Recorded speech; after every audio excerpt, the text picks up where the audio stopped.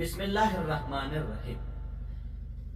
राजू तो Microsoft word programme چې دی تیر ورځ موږ په د کټ کاپی پیسټ سیکشن کې خبرې کړې وي او د هغې نه وروسته چې دی موږ راځو فونټ برخې ته. په فونټ برخه باندې هم کار کوو چې فونټ برخه چې ده موږ څنګه کولی شو چې یو ټکسټ ته ډول ډول ډیزاینونه ورکړو.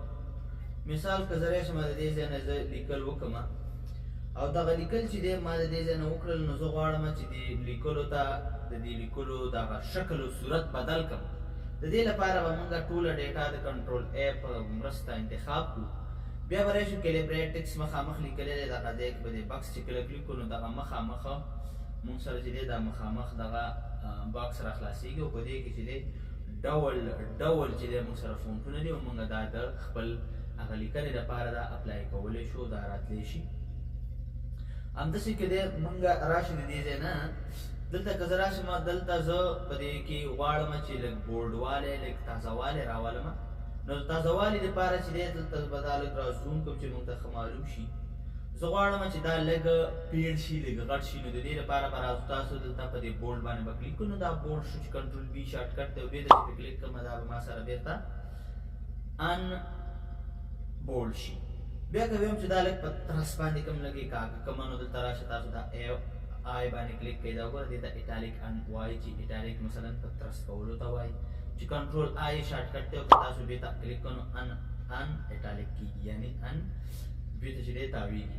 بیا راځم دلته انډرلاین ته چې انډرلاین ته کله راشو نو دا د دې هرې لیکنې لاندې تاسو وګورئ د لیکنو نه لاندې موږ سره چې دی په دې ځای کې دغه خط راځي هر یو کرښې نه لاندې. که زه دا غواړم دا خط ډبل راولم او یا وغواړم چې دا خط چې دی په دې شکل راولم میده میده نو راوستی شم. زه کولی شم چې دې ته دا خط چې دا رنګ چې دی دا رنګ هم ورته ورکړم د دې ځای نه. نو راشه د دې ځای نه چې تاسو هر رقم رنګ ورکوئ نو د وګوره دا شین رنګ ما ورته ورکړو. که زه راشم د دې ځای نه د وګوره دا سور رنګ ورته ورکوم نو وګوره موږ سره چې دی د دې ځای نه دا سور کلر په دې باندې اپلای شو او راغی. که زه راشم دلته ویم چې مور کلر مور انډرلاین دلته راشم مور انډرلاین نو موږ سره به دقسې یوه وینډو راشي او په دې ځای کې به لاندې وګورئ موږ سره به چې دی دلته ډول ډول انډرلاین که تاسو ورډ انلی انډرلاین اخلئ نو دا به د هر لغت بیل بیل چې دی تاسو وګورئ دلته د دې هر لغت بیل بیل موږ ته چې دی انډرلاین راکړه او هغه مخامخ چې به کومه لیکه وه هغه یې دې نه ختمه کړه. که تاسو دا غواړئ په شارټکټ باندې نو دا یو چې دی بېرته ووهئ نو یو به چې دی بېرته تاسو سره دا ان انډرلاین شي.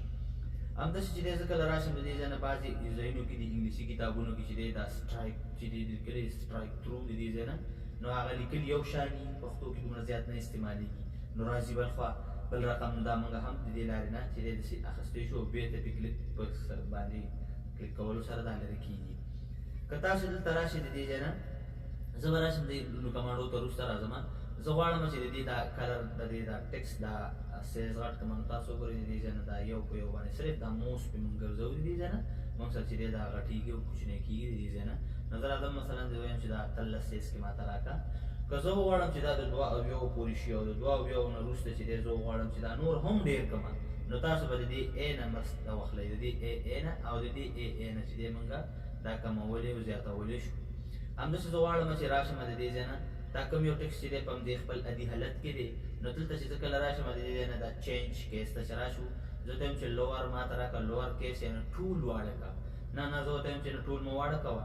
بیا راشي د دې ځای نه ورته یم چې ټول راته کپیټل کړه ټول راته غټ کړه د دې ځای نه نو وګوره ټول غټ شو. بیا راځم دلته چې دی کلیک کوم د دې ځای نه بیا چې کله کلیک کوم کپیټلایز ایچ ورډ نو تاسو وګورئ چې د هر ورډ چې دی د دې ځای نه د هر ورډ چې دی توری غټ شو. ګوره د وي غټه شو پي غټه شو همدقسې چې وګورئ ای غټ دی ټول په دې شکل سره. او زه غواړم چې نه سرچپه کار کوم د دې ځای نه اولنی توری دی د ټولو واړی او دا نور توري دي چې دی کپیټل وي. نو دا وګوره دا هم یو جالبه خط دی چې موږ یې جالبه لیکلی شو. دلته راځم دا وګوره د دې ځای نه زه غواړم چې دې ټکسټ ته داسې یو کلر ورکړم. نو که کله زه راځم د دې ځای نه زه ورته ورکوم دلته بخت آفیشل د دې ځای نه به ورته زه ورکوم بخت آفیشل او دا ما د دې ځای نه د دې دا سیز غټ کړه د دې ځای نه زه راځم دلته چې دی بخت آفیشل راځم دا مې کنټرول ای سره انتخاب کوم نو تاسو د دې ځای نه ډول ډول رنګونه ورته ورکوی شئ. دا رنګ شو. که زه راشم د دې ځای نه آوټلاین کلر چې دی دا ډېر مهم دی د دې ځای نه دا په دې شکل کې. اوس راشه د دې ځای نه بیا چې کله راشو بیا آوټلاین کلر کلر ته راشي د دې ځای نه، نو دا وګورئ داسې یو کلر هم اخیستی شو ورته د دې ځای نه. نو دا وګورئ یو په یو باندې موږ کولی شو.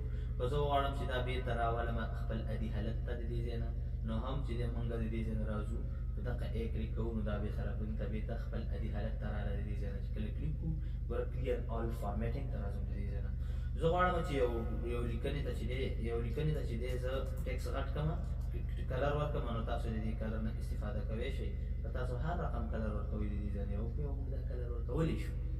زه غواړم چې په یو چپټر کې یو نښه راولم، نو نښه هم راوستی شم. مثال ته راځم، زه وایم چې ماته دغه ځای مهم دی، دا ځای مهم دی، دا ځای مهم دی او دا ځای مهم دی. نو موږ چې دی دا د دې ځای نه راوستی شو. نو دا چې دی موږ سره د هایلایټ کلر خبره ده. زه راځم دلته چې دی دا موږ سبسکرپټ او سوپرسکرپټ چې دی دا ما پرېښوسته. دا چې دی د قاعدې او توان دپاره استعمالېږي، چې په ورډ پروګرام کې دا ډېر زیات مهم کمانډ دی. زه راځم لیکم چې H2O د دې ځای نه H2O لیکم، او 2 مربع یا 3 مربع د دې ځای نه لیکم. نو دا به چې دی تاسې انتخاب کوئ، چې کله انتخاب شو د دې ځای نه راشئ دا قاعده کوئ وګوره، او دلته چې دی دا والی کنټرول سره ونیسئ، دا بله مو واخلئ د دې ځای نه، او دا چې دی توان شو. نو دا موږ سره چې دی د فونټ سیکشن برخه وه، چې موږ فونټ سیکشن څنګه استعمالوو. مایکروسافټ ورډ پروګرام ډېر مهم پروګرام دی او ډېر ښه پروګرام دی. که سړی ښه زده کړي نو د ایکسل، ورډ، پاور پوینټ چې دی دا ټول په 50-50% د دې ډېر ښه اسانه زده شوي.